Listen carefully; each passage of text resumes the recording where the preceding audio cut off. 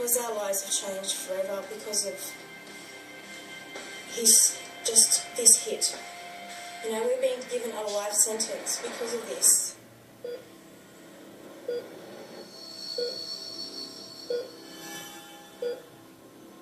After a weekend in prison greens, James Longworth was quick to get back in a business shirt. It's alleged Longworth punched him, causing him to fall backwards and smash his head on the tiles. I remember the first time I went to the bathroom and I looked in the mirror and all I saw was part of my head deformed. And then they told me that's where they've taken out your skull to save your life. The scar starts from up here, and goes all the way to the back, then around just behind my ear, and it ends here. That's where they opened me up. And what does it feel like today? A ton of bricks sitting on my head. That scar there, that's where they put a drainer. A little drainer, all I saw was blood just coming out into this little bottle. There's been months of painful therapy where Freddie's had to learn to talk and walk again. His accused, investment banker James Longworth, is on bail. Just one of now countless men accused of senseless attacks. Another young man is in hospital with a severe head injury after the latest King hit in King's Cross. Accused of knocking the 18-year-old into a coma in King's Cross. 25-year-old Sean McNeil has now been charged with murder after the passing of Daniel Christie. Daniel's death has again enraged the community, demanding tougher one-punch laws. Take it from me, one punch can be lethal. Boxing great Danny Green waged in. It's time these maggots got a life sentence. The government will have a riot on its hands unless the laws are changed. A view shared by Freddie's wife Danielle, who believes the proposed 10-year minimum sentence for King hit offenders is grossly inadequate.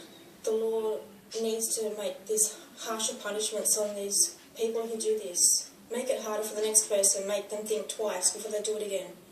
Or if they have the intention of doing it, don't do it, because you'll be punished. You'll be, 20 years, 25 years. It's upsetting to read about people walking free. So I'm hoping that our voices will make some impact. We can only pray. After more than 20 years as a security guard, Freddie will walk away from the profession. It's just not worth the risk anymore. The patrons these days, they like to talk back. They're aggressive. They've got no respect for anyone. If it's not security, if it's not the poor manager of the venue. We spent a night as the second pair of eyes with security officers doing their jobs. On the whole, most were relatively well behaved. But it's not long before the police are called. This guy is wrestled to the ground after an altercation with staff inside a club. I felt a lot stronger. That helped my confidence because my muscles were growing quicker too, so I became, I'd say, super confident quickly. Jamie Close is a former steroid user turned body healer who blames our obsession with the selfie culture where body image is chased at all costs. It's Jamie's view steroid use is now the social norm for young men. Some of them just look like they were possessed, they just had this particular look in their eyes, and you would just go, dude, that guy's got some problems, and you would just not go near them. I think it's a means of exaggerated masculinity. It's a way of showing yourself and showing the people around you and your mates and the communities in which you operate that you're someone that can't be messed with, that you're a bloke and you're a man and you deserve respect. Forensic psychologist and author of Crime, Culture and Violence, Katie Seidler, believes, as a rule, offenders don't care about the consequences and may lack a father figure in life. But perhaps more concerning, this reality check to those who believe tougher sentencing is the answer. Will it work? No. Why not? Criminal sanctions don't work. They work on certain sections of the community, but unfortunately those are the sections of the community that probably wouldn't engage in these behaviours anyway.